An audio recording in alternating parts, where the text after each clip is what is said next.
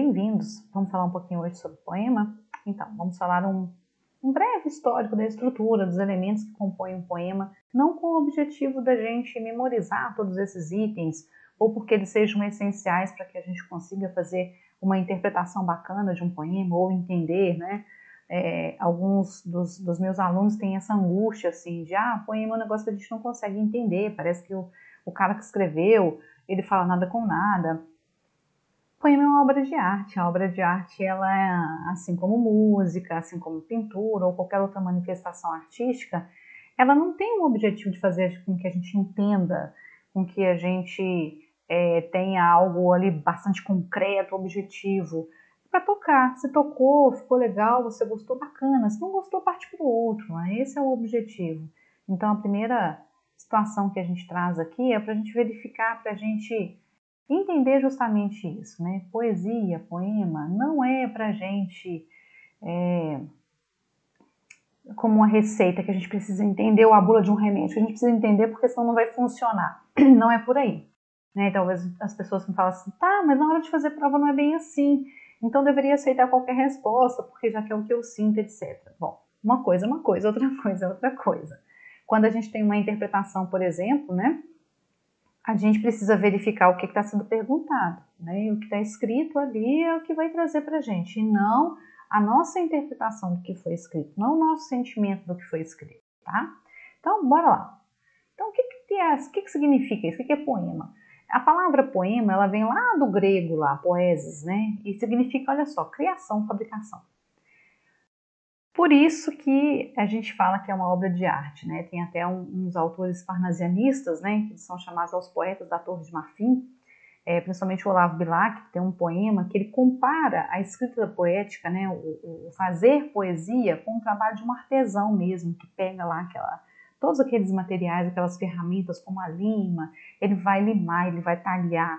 É como se as palavras fossem a matéria-prima e o poeta ele fosse trabalhar aquela matéria-prima bruta numa obra de arte, assim como os escultores fazem, assim como os pintores, né, pegam lá tintas, um pedaço de papel ou uma tela e transformam, né, numa obra de arte. Assim como toda obra de arte não vai agradar a todos, não é verdade? Bom, e o poema, além desse aspecto criativo, artístico, a diferença que ele traz para a gente em relação aos outros textos é a sua estrutura, a sua forma, né? O poema tem uma forma diferente dos demais textos que a gente chama de textos em prosa. Né? O que é um texto em prosa? Aquele texto que a gente começa lá no início da linha, vai até o final da linha, que a gente tem pontuação, não que o poema não tenha, tá? Mas a gente tem parágrafos, né, etc, etc, etc, tá? E o que tem no poema, então? Né? Como é que é a estrutura do poema? O poema ele é formado por estrofes e versos. Né? O que é isso, estrofe e verso? Cada linha do poema a gente chama de verso. Cada conjuntinho de linha do poema, vocês reparam, né? Entre um conjuntinho de linha e outro, existe ali uma linha em branco, para a gente poder justamente conseguir separar. Né? São chamados de estrofes, né? E a linguagem, como é que é a linguagem do poema? Né? A linguagem é uma linguagem subjetiva, conotativa, que ela é cheia de que a gente chama de polissentido, multissentido. Ela faz a gente trazer situações, experiências múltiplas, né? Justamente porque ela é uma obra de arte, o poema é uma obra de arte, né? Pode ter rima, né? O que é rima? Aqueles sons que são parecidos, né? Tem até aqui o famoso poeminha, né? Batatinha quando nasce, espalha rama pelo chão. Mãezinha quando dorme, põe a mão no coração, né? A gente percebe aqui, ó, nas palavras chão e coração, o finalzinho ão tem o mesmo som. Isso é que é rimar. Né? A rima clássica, a rima mais comum que a gente tem nos poemas, é essas que estão aparecendo aí azulzinho para vocês, que são chamadas de rimas externas. Por que ela é chamada de rima externa? Porque está lá no finalzinho do verso. Mas tem outros tipos de rima também, tá? A rima e a escolha da quantidade de palavras que tem em cada verso, ele vai dar para a gente o que a gente chama de musicalidade. Reparem, depois vocês prestem atenção para vocês verem, as letras de música, elas têm uma estrutura, a escrita, né, das letras de música tem uma estrutura muito semelhante do poema, justamente por conta disso, né? Porque a gente tem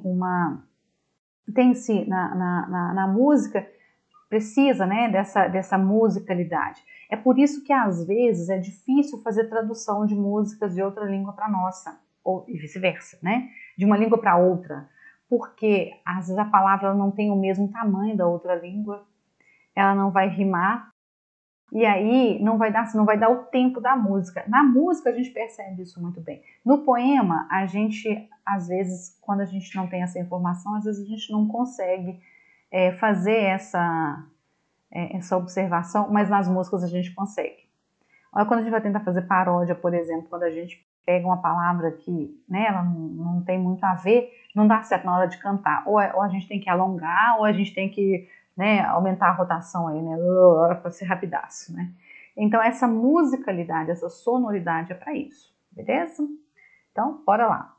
Os versos, né, a gente tem os chamados versos regulares. Que versos são esses? São os versos que ele tem métrica e rima bem definidas. O que negócio que é esse? Ou seja, eles têm o mesmo número de sílabas, e não é, tá, pessoal, o mesmo número de sílabas das palavras como a gente separa normalmente, não. É a maneira como a gente fala as palavras, tá? Nós mineiros, né, nós temos tem até muita piada com a gente em relação a isso, que a gente costuma emendar muitas palavras. Mas não é só a gente, não. Qualquer lugar do planeta, assim. Na nossa língua especificamente, no geral, quando a gente tem palavra terminada em vogal e a próxima termina em vogal, a gente costuma emendar esses sons, né? Isso é muito comum. Então, a divisão, né, entre aspas, silábicas do poema, elas são feitas dessa forma. Mas esse é um conteúdo lá para o ensino médio, ensino fundamental, a gente fica só mesmo para apresentar mesmo o poema, a estrutura do poema, para a gente saber que essas coisas existem, tá? E para a gente discutir algumas questões, como a gente vai ver nos próximos tópicos aqui, que é o que diz respeito a rimas e etc, tá?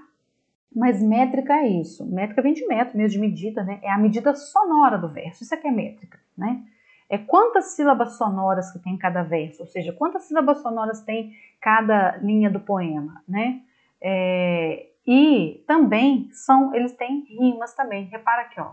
O partiste rima com triste. Percebe que o ist é o mesmo som, né? Por isso que rima, para ser rima. A rima é tipo um eco mesmo, né? Alguma coisa tem que ecoar. Ecoar é repetir. Então, alguma coisa tem que repetir. No descontente, a gente tem o ente, né? Que repete. Mas a gente tem também os chamados versos brancos, que são os versos que tem essa métrica, né? Que tem essa medida sonora definidinha, bonitinha, tal. Mas ele não tem rima. Meu Deus, como assim? Poema que não tem rima, então não é poema. Por que não é? Claro que é. Os modernistas vieram trazer isso, né? As rimas, alguns tipos de poema, eles são lá da era clássica. Aí com a modernidade, com os movimentos artísticos lá da semana de 1922 na Europa e depois, aliás, aqui no Brasil, né? Com todo esse porque o movimento começou na Europa e aqui no Brasil foi na Semana de Arte Moderna aqui no Brasil foi em 1922. Então essa galera toda veio trazer o dadaísmo, o surrealismo, o expressionismo, e a gente tem hoje a arte contemporânea, que é um tipo de arte que mistura uma série de coisas, inclusive muitas questões de tecnologia, como engenharia e etc e tal. Essa galera toda, ela veio trazer essa possibilidade de ter poemas sem rima. Então a gente tem aqui, ó, eu olhei para as paredes do meu país, sim, um tempo forte já desmoronou, da carreira da idade cansada, para quem inspira a sua coragem. Vocês percebem que não tem rima nenhuma aqui? Né? Porque outra ideia equivocada que a gente tem de poema, que são textos melosos para falar de histórias de amor. Não. Em sala de aula eu falo muito para os meninos, né, do Renato Russo, lá quando a gente tem tem uma música do Renato Russo que ele fala assim: vamos celebrar a estupidez humana, a estupidez de todas as nações. O meu país e sua corja de assassinos, covardes, estupradores e ladrões. O que tem de meloso nisso aí, gente? Nada. Mas é uma poesia, sim, é um poema, sim, que o Renato Russo está expressando a sua indignação, né? Em relação, ele faz uma ironia, né? Vamos celebrar a estupidez humana. Ele usa vários recursos de linguagem, como a ironia, se ele usa rima, se ele não tem. Repara, os versos dele são bem irregulares, a gente não tem o mesmo tamanho. Vamos celebrar a estupidez humana, a estupidez de todas as nações. O meu país é sua corda de assassinos. Apesar de que lembra muito aquele ritmo assim, né, dos raps e tal. Mas não tem essa coisa classicão ali, igual tá ali, né? Alma minha, gentil, que te partiste, tão cedo desta vida descontente, repousa lá no céu eternamente, e viva eu cá na terra sempre triste. Percebem que ali tem tem um encadeamento diferente. Na segunda estrofe aqui, que é o exemplo de versos brancos, não tem. Né? Por que ele é chamado de verso branco? O lá de cima é chamado de verso regular, lembrando que verso é cada linha, tá? Porque ele tem uma métrica, é a mesma métrica e tem lá a rima toda bonitinha, né? Eu tenho lá o primeiro verso que vai rimar com o último verso, tem o segundo verso que vai rimar com o segundo verso. Se a gente for separar as sílabas, a gente vai ver que eles têm sempre o mesmo número de sílabas. No de baixo não é o mesmo número de sílabas, não tem rima, né? Desculpa, é o mesmo número de sílabas sim, mas não tem rima, tá? Então, bora lá, mais um. E os chamados de livres. Os livres, na verdade, que são o ápice, assim, é o boom do modernismo lá, né? Que é o cara que não tem nada a ver com nada, né? Ele não tem nem métrica, nem rima definida. Pode até aparecer rima? Pode, mas como o próprio nome diz, é livre. O cara faz o que bem entender aqui, tá certo? Então, bora lá. Isso, lembrando, a gente tá falando de verso. O que é verso? É cada linha, tá? E em relação às estrofes, a gente tem, cada tipo de estrofe dá um nome. Estrofes são os conjuntinhos de versos. As estrofes que têm 2 versos são chamadas de dístico. Tem que decorar isso em hipótese nenhuma. Mesmo porque se a gente verificar o início da palavra, a gente vai perceber que dá pra gente sacar o que é, tá? O Mário Quintana, por exemplo, escreveu um poema que chama Amanhecer, que ele tem 2 versos. O sol derrama na calçada a sua bela matinal urinada. Mário Quintana, né?